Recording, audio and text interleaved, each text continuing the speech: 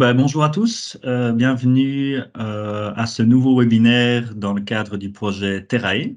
Il a pour intitulé aujourd'hui La biodiversité fonctionnelle, une opportunité pour ma ferme. Et le programme du jour tourne autour de 4 intervenants et intervenantes. Tout d'abord, Séverin Hatt de Natagriwal va vous présenter les grands principes de la biodiversité fonctionnelle comme socle des régulations biologiques. Il est dans l'équipe de Natagriwal. Puis Léa Leclerc prendra la parole au nom de Soltis Environnement pour vous présenter ce qu'ils font en France sur l'effet des pratiques agricoles sur la microfaune et la macrofaune du sol.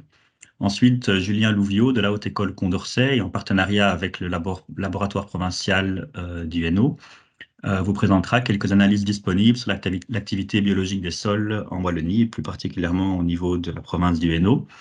Et pour finir, Magali Tillemans de Biotope Environnement vous présentera l'outil qu'elle est en train de créer sur l'évaluation de la biodiversité fonctionnelle qui est en cours de construction donc dans le cadre du projet Terrae. Donc merci à tous et toutes d'être là et de participer et d'intervenir dans ce webinaire. Je vais laisser la parole successivement à chaque intervenant et intervenante. Il y aura à chaque fois des questions, un temps de questions et réponses prévues entre chaque intervention. Séverin, je te laisse la main. J'ai l'honneur d'ouvrir ce webinaire sur la biodiversité fonctionnelle. Donc, je suis Séverin Hatt de la SBL Natagriwal. Je suis chargé de mission biodiversité fonctionnelle et lutte intégrée. Et donc, je vais vous présenter quelques grandes généralités sur la biodiversité fonctionnelle dans un premier temps, puis vous présenterai un cas concret d'usage de la biodiversité fonctionnelle, celui donc de la lutte, de son usage pour la lutte intégrée. Donc la biodiversité fonctionnelle, qu'est-ce que c'est? C'est l'ensemble des espèces qui contribuent à des services écosystémiques dans un agroécosystème. Autrement dit, c'est la biodiversité utile aux agriculteurs. Dans cette biodiversité utile, on retrouve différents groupes et notamment les ennemis naturels des nuisibles qui sont à l'origine de services de régulation des nuisibles et donc utiles à la protection des cultures. On retrouve les pollinisateurs qui contribuent évidemment à la pollinisation et donc à la fructification des espèces en vue de leur reproduction, mais aussi en vue de la production agricole. Et puis on retrouve les décomposeurs et les espèces ingénieurs, c'est-à-dire les espèces qui, du fait de leur présence et de leur fonctionnement, contribuent donc notamment à la fertilité et à la structure du sol. Ces différents groupes de biodiversité, on les qualifie aussi souvent d'auxiliaires. Et donc, les auxiliaires, ce sont ces organismes vivants qui fournissent des services écosystémiques permettant à faciliter la production agricole et qui remplacent toute ou une partie du travail et des intrants apportés par l'agriculteur. Et donc, c'est intéressant ici de noter que dans la définition des auxiliaires, on intègre d'ores et déjà la notion de production agricole. Et donc, on voit bien que la biodiversité fonctionnelle, à travers donc les services qui rendent contribuent à la productivité et je voudrais ajouter ici à la résilience des fermes, c'est-à-dire à la capacité des fermes à rebondir en cas de perturbation, par exemple perturbation climatique, mais aussi choc économique. Et donc cette biodiversité fonctionnelle, du fait qu'elle remplace toute une partie du travail et des intrants des agriculteurs, contribue à la fois à cette productivité et à cette résilience. Alors en réalité, la biodiversité fonctionnelle, c'est une diversité d'espèces, donc une diversité taxonomique en général. Donc si on reprend les ennemis naturels des nuisibles, on retrouve des insectes et des araignées, donc des arthropodes en général, mais on retrouve aussi des oiseaux et puis et des mammifères. Quand on s'intéresse aux pollinisateurs, on connaît évidemment bien les abeilles pollinisatrices, mais on a aussi certains oiseaux, voire même dans certains contextes des chauves-souris qui contribuent à la pollinisation.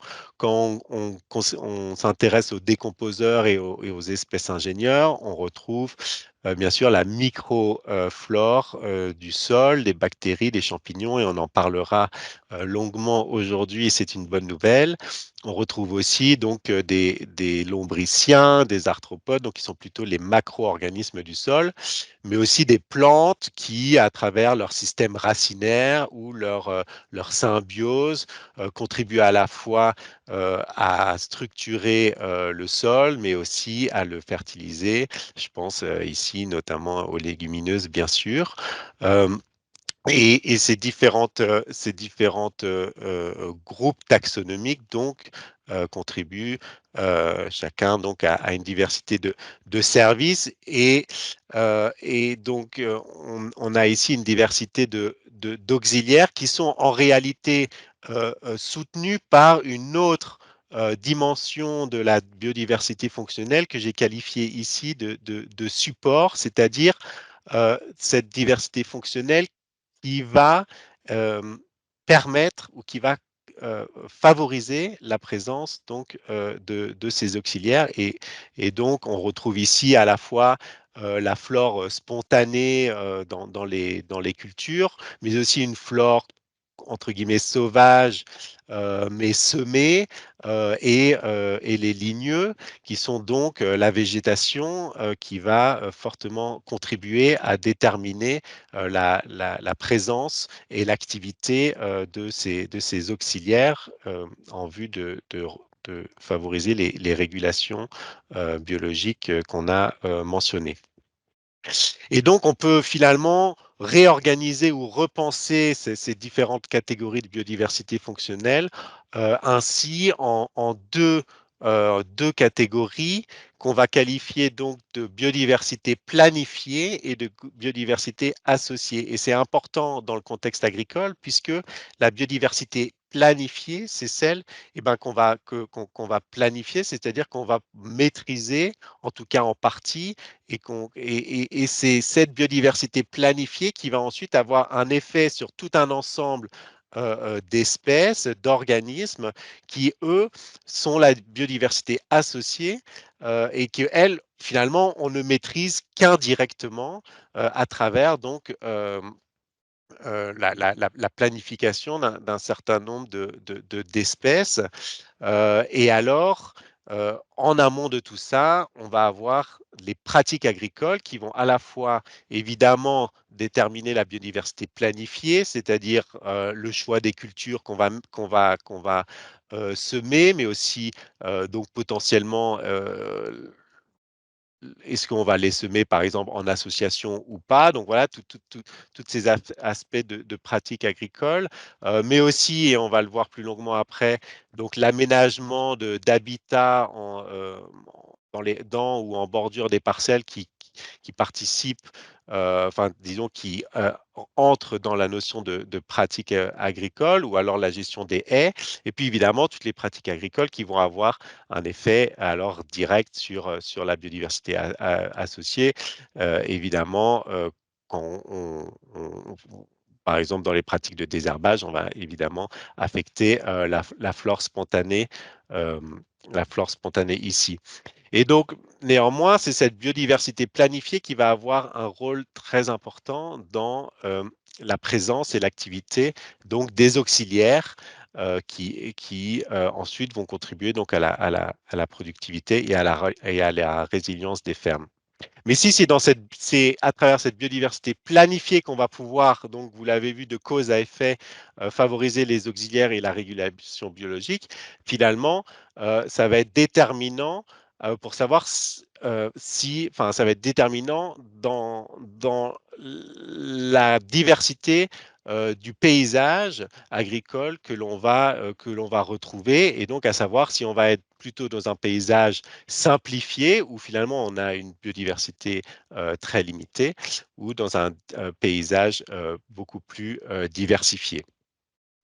Il y avait donc une étude très intéressante qui a été publiée il y a quelques années maintenant, mais encore assez récemment, qui en fait montre ces relations de cause à effet entre gestion du paysage, c'est-à-dire gestion de cette biodiversité planifiée que on gère au sein du paysage agricole, sur donc la biodiversité associée, c'est-à-dire les auxiliaires, ici les pollinisateurs ou ici les ennemis naturels, puis le service rendu, donc de pollinisation, et enfin le service de production. Et donc dans cette étude globale, donc qui a rassemblé des données du monde entier, a montré donc que la production agricole finale, elle est favorisée par la pollinisation des cultures, mais aussi par la régulation des nuisibles des cultures, et que ces services rendus donc de pollinisation et de gestion de régulation des nuisibles, elle est favorisée par le nombre d'espèces de pollinisateurs ou le nombre d'espèces de prédateurs ou d'ennemis naturels en général, ce qu'on appelle la richesse spécifique, mais que ce nombre d'espèces, lui, il est négativement impacté par une simplification du paysage. Et donc, on voit ici que cette biodiversité planifiée eh bien, va avoir un impact direct sur les auxiliaires, le service rendu et, et la production, et que si on a un manque de biodiversité au niveau du paysage dans la gestion à la fois des cultures et des habitats, on va avoir une chaîne de cause à effet négatif qui au final aura un effet négatif sur la productivité des fermes. Et donc pour illustrer un petit peu cela, euh, j'aimerais rentrer ici un petit peu plus dans le détail d'un cas qui est donc les auxiliaires ennemis naturels. Et donc, quels sont les aménagements qui permettent de préserver la biodiversité fonctionnelle et en particulier les auxiliaires ennemis naturels qui contribuent à la régulation des nuisibles des cultures et des bioagresseurs. Alors pour cela, je vous propose tout d'abord une petite vidéo qui nous montrera donc une diversité de ces auxiliaires. Et bien naturellement, nous commençons par la coccinelle ici, qui est donc une prédatrice de pucerons, comme on le voit ici, donc au stade adulte. Ici donc en accouplement. Et donc ici, les œufs de coccinelle, donc il est intéressant de voir ici puisque nous pouvons donc les observer sur les cultures. Donc ici, les œufs de coccinelle et d'ores et déjà donc les larves qui éclosent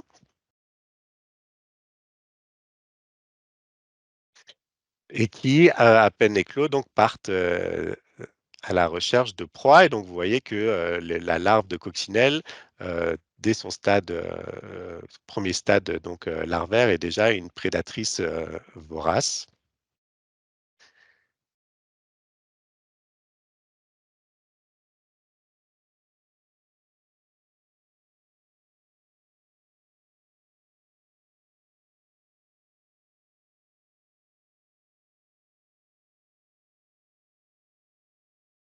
Et donc, à ce stade, la larve de coccinelle, elle a une digestion extra-orale, c'est-à-dire qu'elle utilise donc voilà, des composés salivaires qui vont digérer le puceron avant son ingestion. Par contre, ça va être au stade ici, donc le dernier stade larvaire, que la larve de coccinelle va ingérer complètement donc, sa proie, comme on peut le voir ici.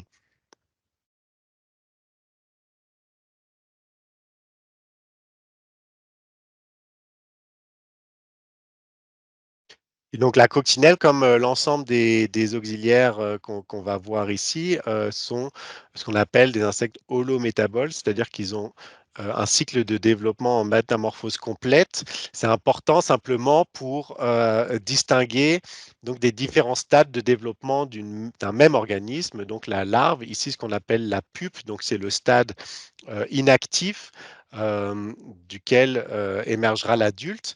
Et donc à la fois les œufs, les larves, les pupes et les adultes, bien sûr, on peut les observer sur les cultures. Et donc c'est important de les connaître pour finalement se dire, ah, ceci est un œuf de coccinelle, par exemple. Donc ici, on a le cirque, donc un autre auxiliaire donc euh, de l'ordre des diptères. Donc ici, on a le cirque adulte qui se nourrit, comme vous l'avez vu, de ressources florales et qui vient pondre ses œufs dans les colonies de pucerons. Donc là aussi, on observe assez facilement donc, des œufs de cirque dans les colonies de pucerons, duquel donc va émerger la larve. Elle est prédatrice. Donc ici, vous avez vu l'adulte de cirque, on va revenir dessus juste après, mais l'adulte de cirque se nourrit de ressources florales et ça va être la larve de certaines espèces de cirque qui va être une prédatrice vorace de pucerons, comme on peut le voir ici.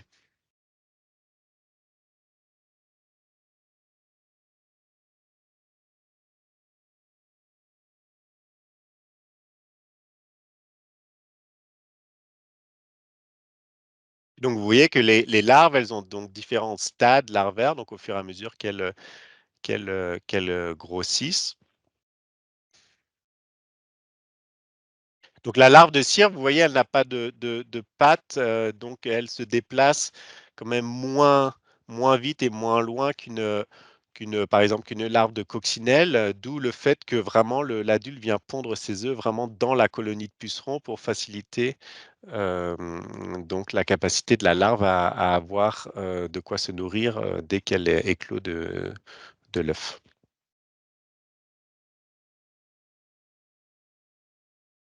Et donc ici encore, donc la larve va se rentrer en pupation. Et là aussi, les pupes, on les observe très bien sur les cultures, euh, duquel donc émergera l'adulte.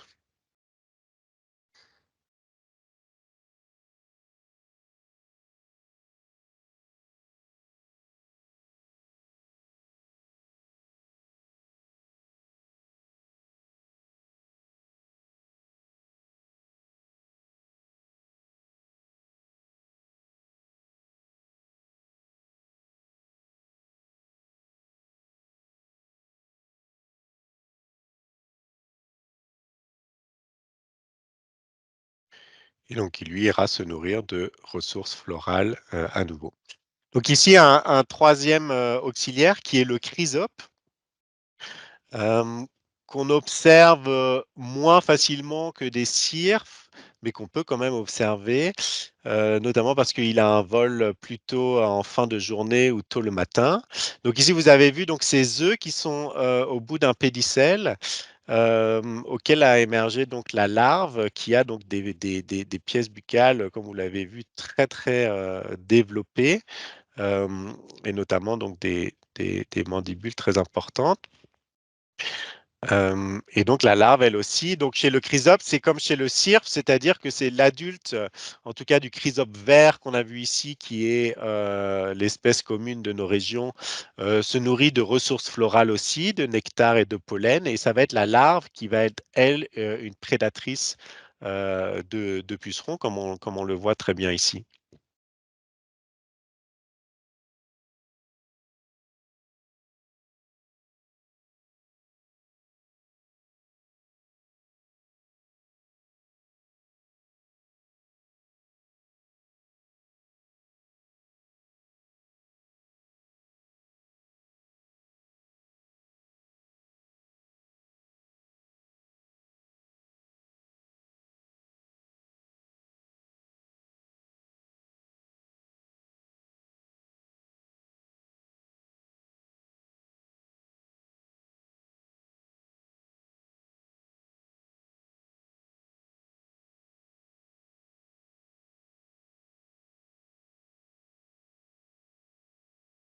Donc malheureusement pour le chrysope, on ne verra pas la pupation et l'adulte à nouveau émerger, comme pour la coccinelle et le cirque.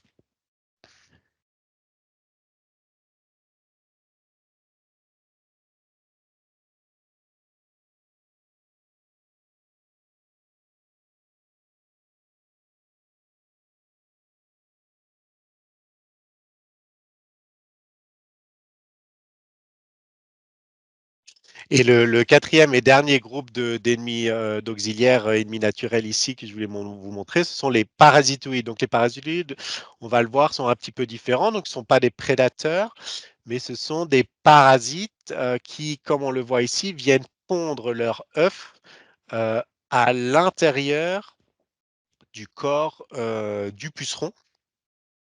Donc là, on voit très bien l'ovipositeur qui vient donc piquer dans le puceron.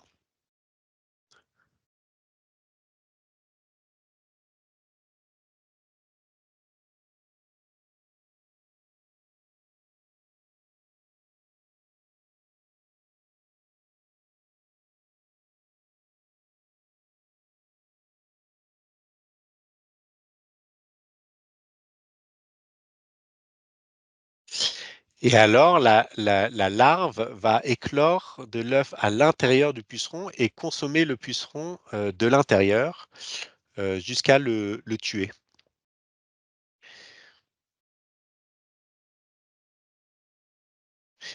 Et le puceron, donc parasité et mort, est appelé une momie, duquel donc émerge le nouvel adulte. Euh, et donc pour les parasitoïdes de pucerons, on a euh, deux familles. Donc, on a vu tout d'abord les aphélinidés et ici donc les braconidés, mais le processus est le même, comme vous pouvez le voir ici. Donc, il vient piquer et pondre son œuf à l'intérieur du corps du puceron. Et donc, les parasitoïdes, c'est assez difficile de les observer puisque sont donc des insectes très petits et mobiles. Néanmoins, ce qu'on observe facilement sur les cultures, ben, ce sont les momies, c'est-à-dire les pucerons parasités et morts, et donc qui permettent donc de se rendre compte de l'activité, de la présence et de l'activité des parasitoïdes dans les cultures.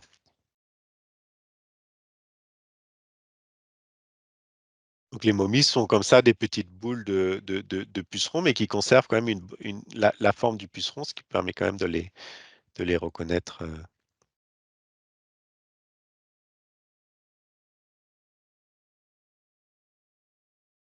Et donc ici, l'adulte du parasitoïde qui émerge ici aussi du puceron.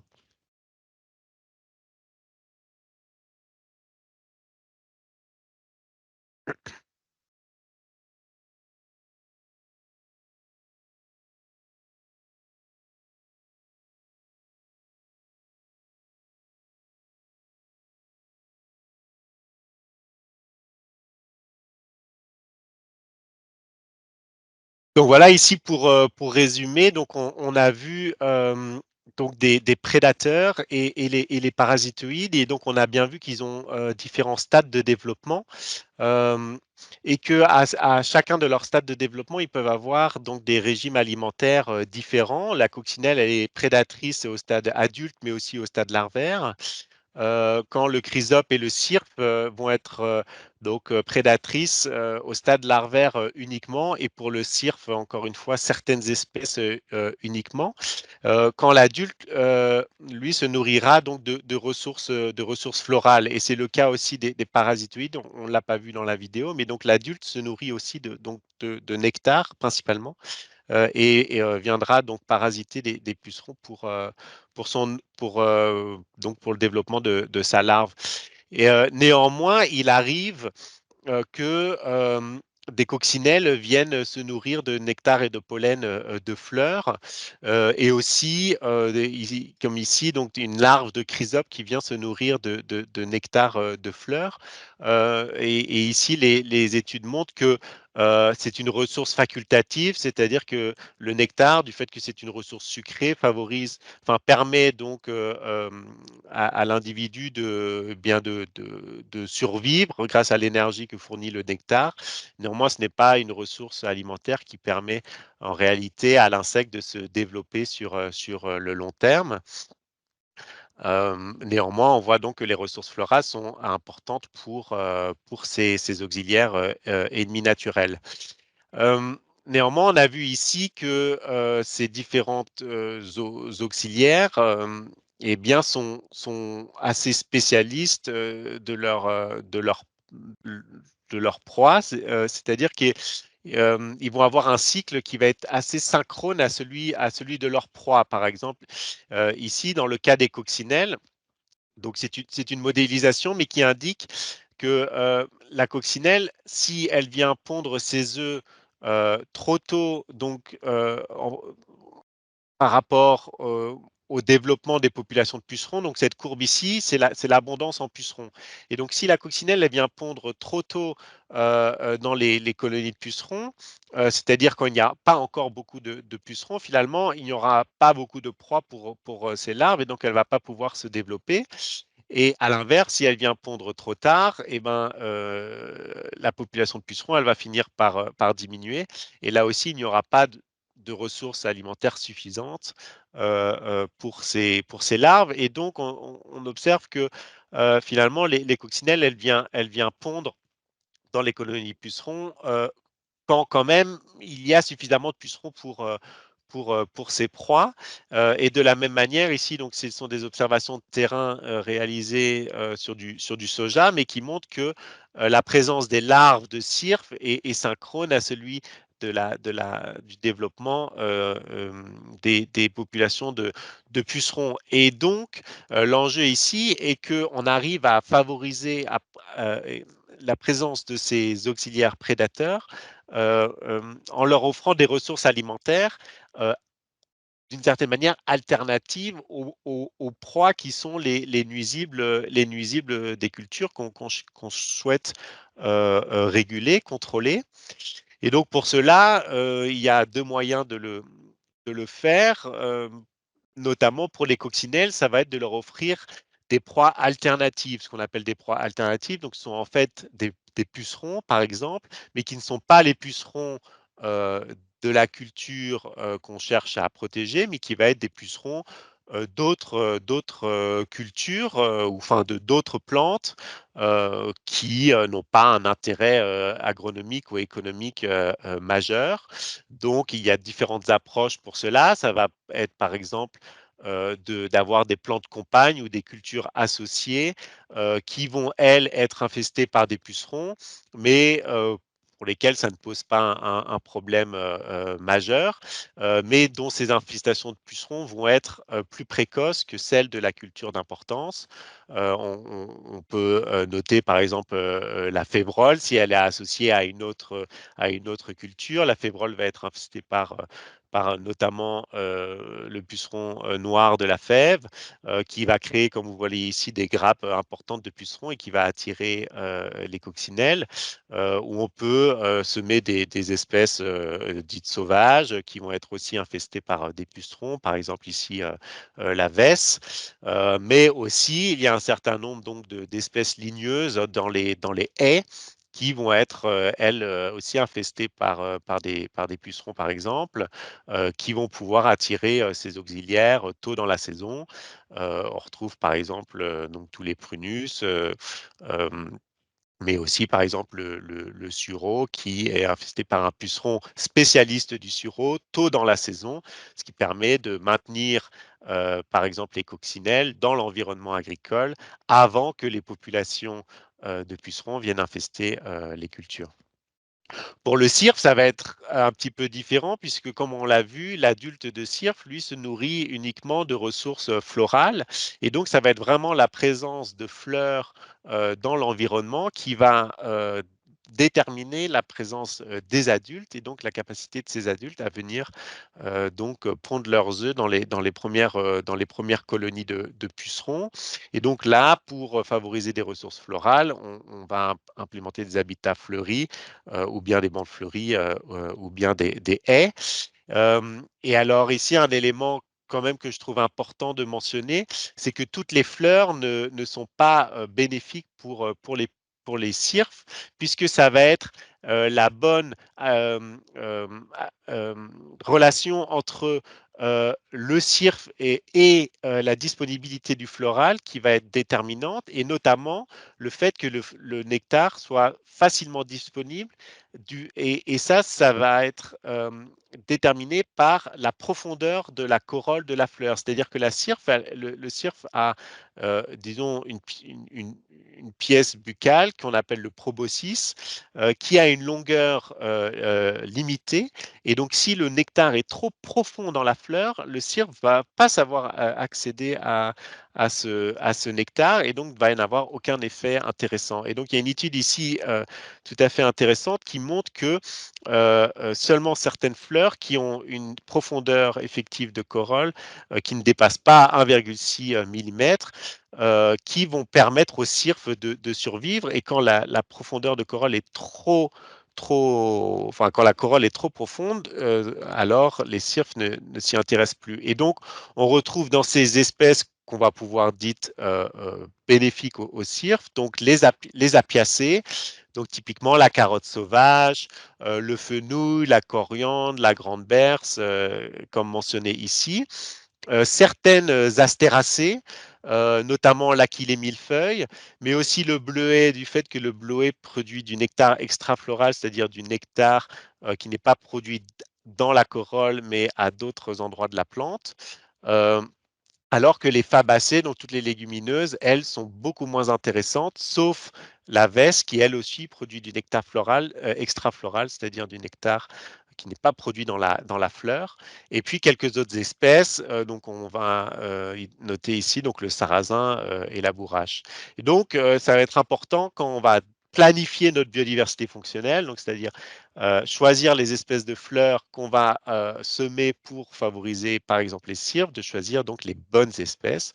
Et donc, dans cette même étude, il montre que si on choisit les bonnes espèces, donc qui sont ici ce qu'ils appellent les espèces A et B, donc qui ont une corolle qui n'est pas trop profonde, plus on va semer ces espèces-là, plus on va avoir une abondance en cirques à filifage dans notre bande fleurie. Voilà, et en dehors disons, au-delà de la ressource alimentaire, ça va être important d'offrir donc des sites d'hivernage. Donc, toutes ces espèces, elles passent l'hiver en diapause, en stade adulte ou au stade larvaire, et finalement apprécient des environnements comme celui-ci, c'est-à-dire des haies et des bordures forestières, des amas de feuilles mortes et des tas de bois, le creux des écorces pour certaines espèces, ou la végétation persistante. Et donc, ça va être important que dans notre environnement, on ait ces habitats-là pour que ces espèces passent l'hiver en bordure des parcelles agricoles pour que, une fois le printemps arrivé, elles soient d'ores et déjà présentes. Une autre catégorie d'auxiliaires ennemis naturels qu'on va qualifier de plutôt généralistes, ce seront ici donc les carabes, les cantharides, les staphylins et les araignées. Donc ils sont plutôt généralistes dans le sens où eux, ils vont se nourrir en fait d'une grande diversité de ressources alimentaires, de différents insectes, mais aussi, par exemple, pour des carabes omnivores, de graines. Et donc, ils vont être, eux, moins liés à la présence de pucerons sur les cultes, enfin, de pucerons ou d'autres nuisibles sur les cultures. Euh, et ils vont offrir, ils vont être très importants puisque le fait de leur présence va faire en sorte que, bah voilà, ils vont être capables de se nourrir des premiers pucerons qui arrivent, s'ils sont présents dans l'environnement, Et donc, ce qui va être vraiment important ici, plus que leur offrir une ressource alimentaire particulière, ça va être de leur offrir un habitat pour l'hiver. Et donc, on a une étude ici très intéressante qui nous vient de Suisse, où ils comparent donc une bande fleurie qui a passé l'hiver, donc elle est semée au printemps, et ils font donc l'évaluation de donc, des insectes qui émergent de cette bande fleurie au printemps suivant, par rapport à une bande fleurie qui va être semée au printemps mais labourée à l'automne, par rapport donc à une culture classique qui va être potentiellement labourée. Et on voit bien que maintenir un habitat durant l'hiver va faire en sorte qu'au printemps, on a une abondance plus importante donc de carabes, d'araignées, de staphylins. Donc ces différents groupes que j'ai pu vous montrer ici, les carabes, les araignées et les staphylins, que dans les habitats qui vont être labourés, d'où l'importance de maintenir ces habitats durant l'hiver. Donc simplement pour vous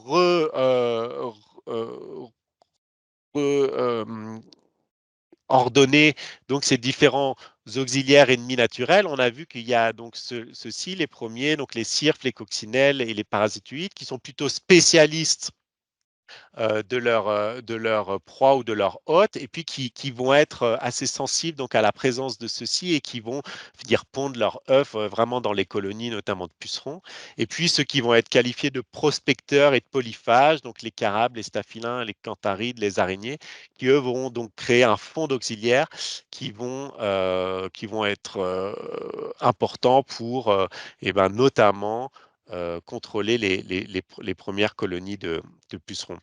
Et donc, pour doucement finir ma présentation, euh, une fois qu'on a donc aménagé des habitats pour préserver ces auxiliaires, euh, comment donc on favorise la régulation des nuisibles. Et donc un premier enjeu, ça va être de favoriser donc le transfert de ces auxiliaires depuis, par exemple, des bandes fleuries ou des haies qu'on aura aménagées pour les préserver vers la culture.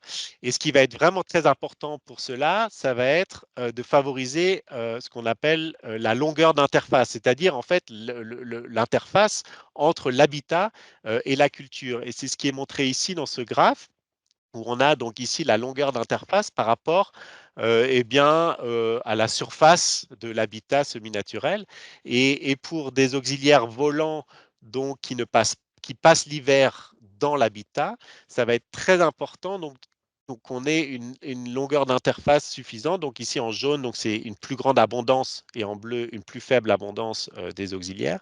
Et donc ça va être vraiment la longueur d'interface qui va déterminer l'abondance de ces auxiliaires dans les cultures. Pour les auxiliaires rampants du type carabe, staphylin, euh, ou cantharides, ou les araignées aussi. Donc, ça va être à la fois la longueur d'interface donc entre l'habitat et la culture, mais aussi, malgré tout, la superficie de l'habitat euh, qui va permettre donc d'optimiser la présence de ces auxiliaires dans les cultures adjacentes. Euh, et donc, il est important ici, voilà, encore une fois, de favoriser donc ces interfaces avec des habitats donc plutôt en bande, euh, mais malgré tout, on le voit dans le cas des auxiliaires rampants, de favoriser, d'essayer d'atteindre environ 10% de surface aménagée pour favoriser la présence de ces auxiliaires. Un autre enjeu qui va être important pour favoriser la régulation des nuisibles, ça va être la distance entre ces aménagements. Donc ici, dans cette étude aussi qui regroupe donc beaucoup de données ensemble, il montre que ici c'est le service de régulation. Donc on est au-dessus de zéro, on a un service positif et ce service positif, donc il diminue avec la distance à l'aménagement et à environ 25 mètres de l'aménagement, on a un effet donc de la régulation des bioagresseurs, des nuisibles sur les cultures qui s'annule.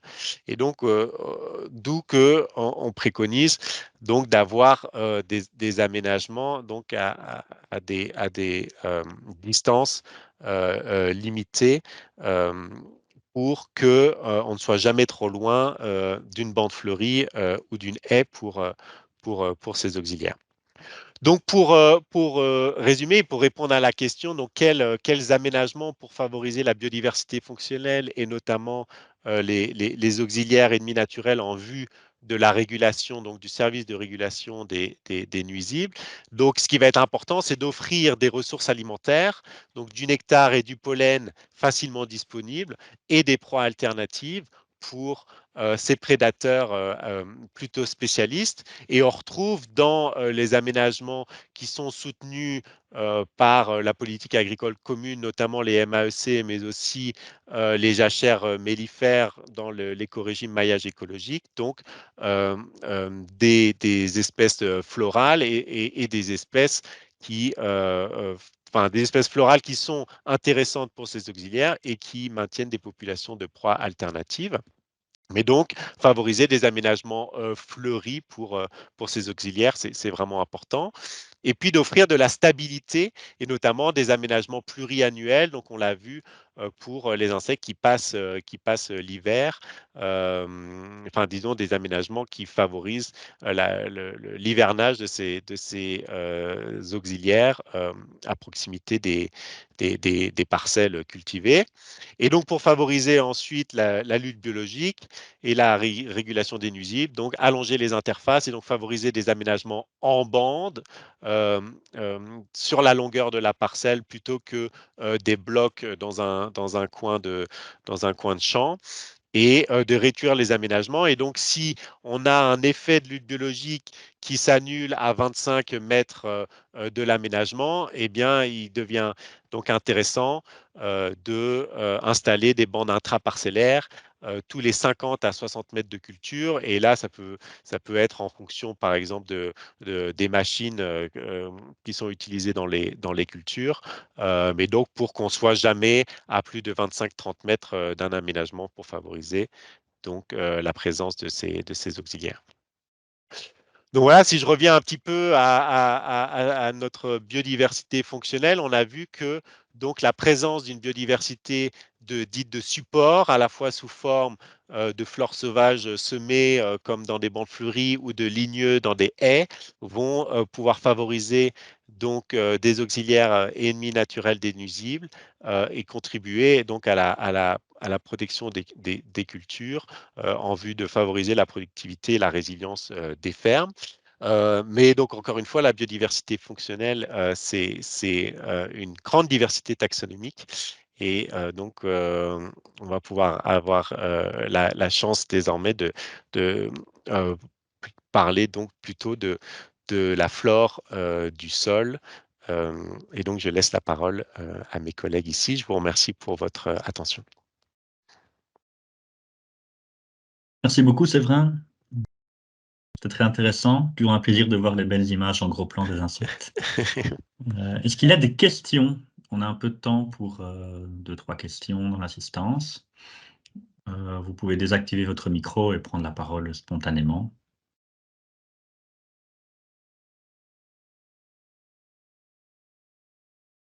Ne soyez pas timide. Ou des remarques, des réflexions.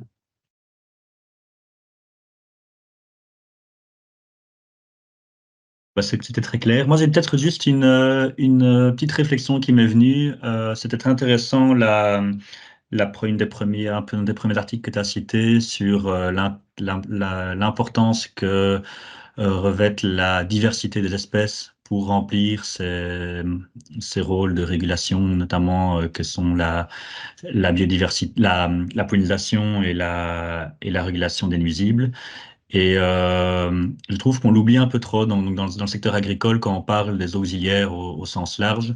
On nous dit souvent, oui, ben, ils arrivent trop tard pour contrôler quoi que ce soit. Et en fait, quand c'est oui, les coccinelles, en effet, comme tu l'as bien expliqué, arrivent ben, quand il y a beaucoup de ravageurs. Et donc, je voulais réappuyer ce volet-là, qu'on oublie qu'il y a, comme tu l'as dit, euh, une grande diversité d'espèces et que c'est principalement cela qui va du coup jouer un grand rôle dans la régulation des nuisibles. Donc, Oui, oui, voilà, en effet, et merci de rappuyer sur ce point, parce que j'ai été peut-être un petit peu vite sur ces résultats qui sont vraiment très intéressants et qui, en effet, montrent que ça va être le nombre d'espèces qui va être vraiment qui va avoir un effet positif sur le service, avec donc en effet potentiellement une complémentarité entre les différentes espèces. Mais ce qui est intéressant, si on rentre un petit peu dans le détail ici, c'est par contre, on va avoir un effet négatif, on le voit ici. Je ne sais pas si vous voyez toujours mon pointeur, mais on le voit ici, un effet négatif donc de ce qu'on appelle l'équitabilité. Donc l'équitabilité, ça va être le fait que les différentes espèces, enfin on a une grande équitabilité quand les différentes espèces ont la même abondance. Et donc ici, on a un effet négatif de cette équitabilité à la fois pour la pollinisation et pour la lutte biologique, qui peut paraître un petit peu surprenant d'un premier œil, mais en fait qui indique que voilà, c'est un effet, c'est complexe dans l'idée où il faut à la fois qu'on ait une diversité d'espèces et que dans cette diversité d'espèces, il y a certaines espèces qui vont avoir un effet plus important que d'autres dans le service rendu. Et si on a quand même la présence de ces espèces qu'on pourrait dire clés dans le service rendu, alors on optimise vraiment le service de pollinisation ici et du lutte biologique. Donc ça va être joué sur les deux. Et évidemment, en tant qu'agriculteur, on a voilà, on ne peut pas directement jouer, dire, choisir le niveau d'équitabilité, ou etc. Mais donc, ça va être beaucoup sur la gestion. Et c'est ça que j'ai essayé de montrer ensuite un petit peu plus précisément. Mais ça va être vraiment dans la gestion de cette biodiversité qu'on appelle planifiée, c'est-à-dire dans la gestion des habitats et des cultures qu'on va pouvoir jouer sur cette biodiversité associée sur laquelle on a finalement un effet que indirect. Merci. D'autres questions, remarques? Moi, j'avais une petite question par rapport, je me demandais, c'est vrai, si pour toi le miscanthus pouvait être considéré comme quelque chose de favorable pour justement le maintien des auxiliaires. Alors, je ne sais pas. Mhm. Euh, je ne sais pas. Ok. Je n'ai pas étudié la Je question. creuserai donc de mon côté. Oui, mais moi aussi, volontiers. C'est une Ouais. excellente question. Mais donc, le miscanthus en particulier, Mhm. je n'ai pas Mm. étudié la question. Désolé. Comme c'est quand même pérenne dans le temps et voilà, je me demandais si on pouvait le Oui, considérer comme un aménagement qui pouvait, voilà, oui, oui, tu as raison. être C'est vrai que favorable ou là, non. je réfléchissais, est-ce que le Mhm. miscanthus offre des ressources, en fait? Mais en effet, en tant qu'aménagement pérenne, offre de toute façon un habitat de stabilité Mhm. plus intéressant qu'une espèce, enfin qu'une culture annuelle. Mhm. Donc à ce niveau-là, oui, c'est tout habitat un petit peu pérenne ou notamment des perturbations du sol vont être réduites, vont être potentiellement intéressantes pour la biodiversité, enfin pour les auxiliaires. Ensuite, ça va dépendre, et c'est là où je ne connais pas très bien la culture du miscanthus, ça va dépendre malgré tout du mode de gestion du miscanthus. En termes, voilà, ça peut être en termes d'intensité de récolte, potentiellement d'usage de produits phytosanitaires, etc. Où là, faut voir un petit peu plus dans le détail comment la gestion de la culture favorise ou non les auxiliaires, mais sa dimension pluriannuelle est déjà un bon argument. Ok, merci.